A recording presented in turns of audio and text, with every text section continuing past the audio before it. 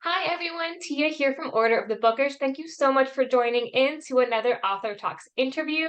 We have Kerry Williams today. She is a fantastic writer, and we actually had her book on our ARC team not very long ago, and everyone on the team absolutely loved her story, loved her writing. So, Kerry, can you tell us more about your book and your inspiration for writing it? Yeah, sure, I'd love to. So the book is called Other Nature. I just have a little copy here, so I'm going to flash that up there so everyone can see it. It is a young adult paranormal romance.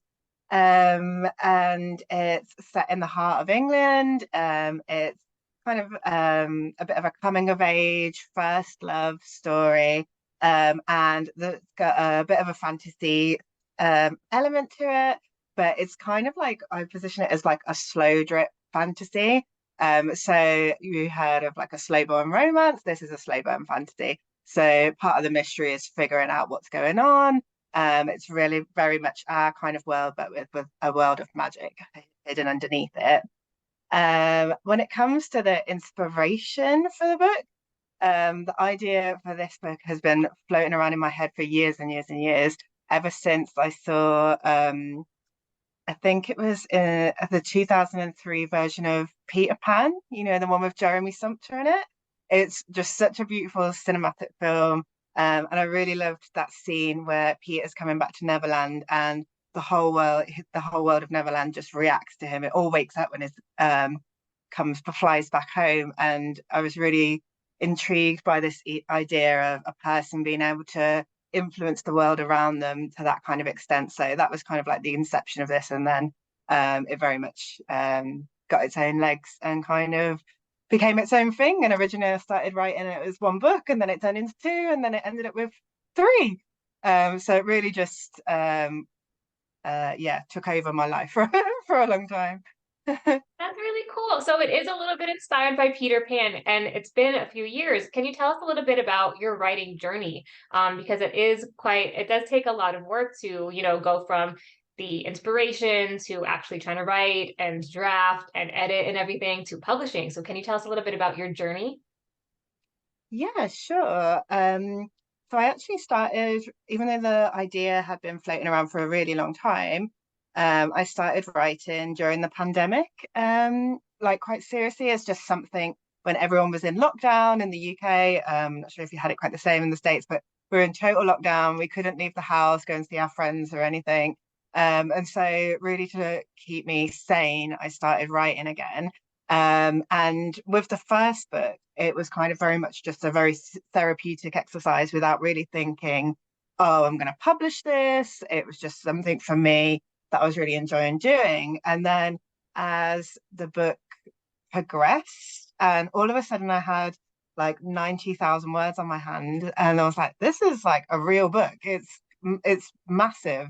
And I gave it to my sister, and she read it, and she was like, "This is the best things I've ever read." And so she gave me a lot of confidence to then pursue it, which was a world I just knew nothing about with publishing. And so I queried a few agents, which is a really long and process, and you have to be so patient with that process. I'm a very impatient person. And in the end, in the process of all doing this, of querying with the agents, and I was writing the other books, and then I approached small publishers, which an Australian publishers with a bit more of an indie kind of mindset, called Sky High, and they were quite new and looking for authors. And so I think it was just kind of one of those things that I think in publishing as well, it's not very helpful advice, but it's just a bit of luck as well. Approaching the right person at the right time, and you just have the kind of the thing that they're looking for.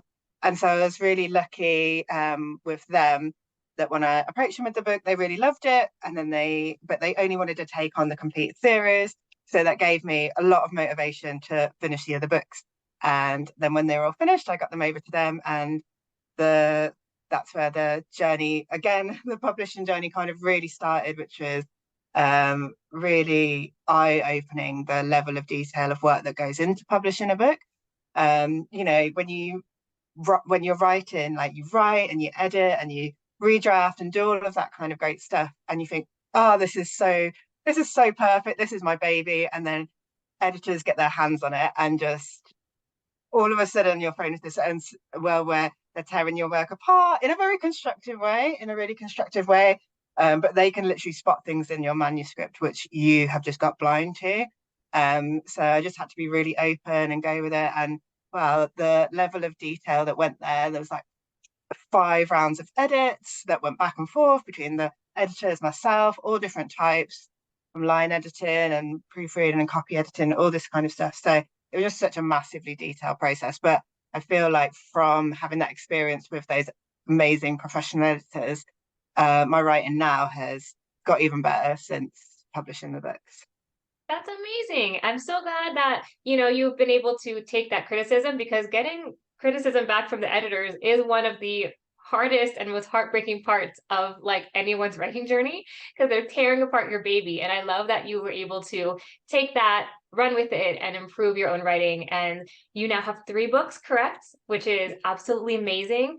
And I love the covers, by the way. Like the covers are what really drew me in, and I'm like such a sucker for a good cover, and it definitely gives me a little bit of a Peter Pan vibe. So I see where your inspiration comes from. Like I look at the front cover of your first book, Other Nature, and in my head I'm like, oh my gosh, this is kind of what I imagine like Peter Pan to be like.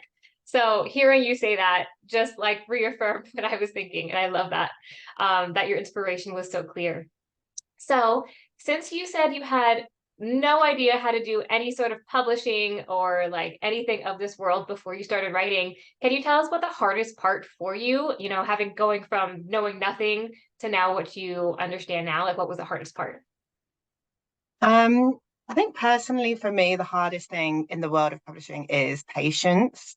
You're not a very patient person, and which I'm not, having to wait on, especially down the more agenting route. And there was a couple of agents before I went with my publishers that had accepted like full manuscript requests and all this really great stuff. So you get so excited. And then you send off your full request, you send off your manuscript, and then you're waiting for like could be weeks, it could be like, I think the longest I ever waited was like a month, and I was like, what's going on? Is how's it going? And all you want is that feedback. Is it going to be a yes? Is it going to be a no? And you just forget that their world is so busy, and it's not just you that they're taking care of. So I think definitely having that patience to wait it out and trying to just do other projects, do something else to take your mind off, going through that process while you're waiting for a publisher to get back to you, an agent to get back to you, or make that decision, trying not to be too needy and wanting to email them all the time and just trying to chase it up because that's obviously really annoying. So definitely having patience and taking that time to do your research. I think just in regards to the agenting process, is just to really do your research about which agent you're approaching. Because if you're sending them something which isn't what they're looking for, if you're a fantasy writer like I am, and that's not what they're looking for, they want contemporary romance or something, there's just no point, even though you may think, just send it out as much as you can and it's bound to land somewhere. It's much better to really save your time and focus on the people that would be really interested in what you're writing. I love that you said that. That's really great advice. That's something that I tell authors very often too, who are looking to have their book traditionally published. You know, you do have to figure out who's going to be the best for your book, not just try to go with any publisher or any agent. You got to find the one that's going to fit your lifestyle the best, someone who's going to actually help you, actually care about your book and your writing process and your whole publishing journey. You don't want to just kind of go with a random person. So, can you tell us, how did you do your research, and how did you figure out who was going to be the best for you? Like what platforms did you use? Are there any websites that you could offer? Did you look up social media? How did you find the right fits for you? To be honest, it was just a lot of like Google searching. I think in the UK, options are a lot less than the US. I think you've probably got hundreds and hundreds of publishers in the US. But it was just, Googling agents, and then just spending a lot of time trawling through their websites, looking at their agents' profiles, at what they're looking for, and just kind of like, yeah, spending that time going through Google really. Yeah, I think definitely go just Googling. I Googled all kinds of things because one, because I had such little knowledge of the publishing industry, and I was kind of a bit in two minds. I was like, do I want an agent? And the more I was querying with agents as well, and that time process, again, like I said, being a very impatient person with how long agents were taking to come back to me about certain things, I started looking at more like publishers that don't require agents to submit. And so because I ended up going with Sky High in the end because they were a romance publishers, they were quite new, and they were so responsive. And I really like that responsiveness. And so I think for me at that time, having someone who was getting back to me straight away, was just giving me that feedback and that reassurance was something really important at that time. So I think you're right. It's just doing your research. And traditional publishing with an agent is definitely one way of going, one avenue. But you're going to have long wait times. And when you're quite impatient, you might want to start looking at like indie presses and things like that. Yeah, that's really great advice. Thank you so much for sharing that. So, one other thing I do want to touch on is marketing. So, that's probably one of the biggest struggles that all authors feel, and even small press publishers, is the marketing, how to get the books out there to the correct audience and the correct demographic. So, can you tell us a little bit about how you do your marketing, how your publisher handles the marketing, and any tips that you can give to new authors that are trying to get into this publishing world?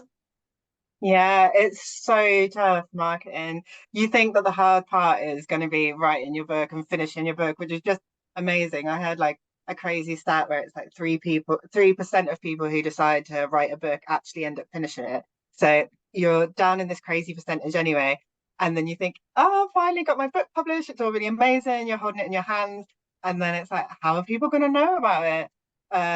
Which is just a side I haven't really thought about too much. I thought, especially as I'd gone with publishers rather than self-publishing because I thought, that way all the marketing's taken care of for me. But that's really not the case. You have to do loads yourself because the publishers were great, and when they come out, they do lots of things on their side, on TikTok and Facebook ads, and they've done like promotions on Kindle Unlimited and all this kind of stuff to get it out into the world.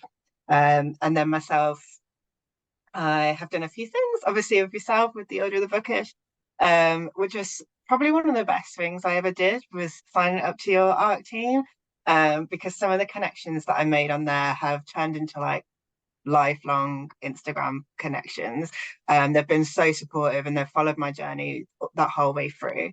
And so I think, doing something like that, going with an organization like yourself. I've done another like little small book tour, which was also really, really cool. And that got it out to a whole new load of people, the right kind of readership, and also presents your book in such a beautiful way.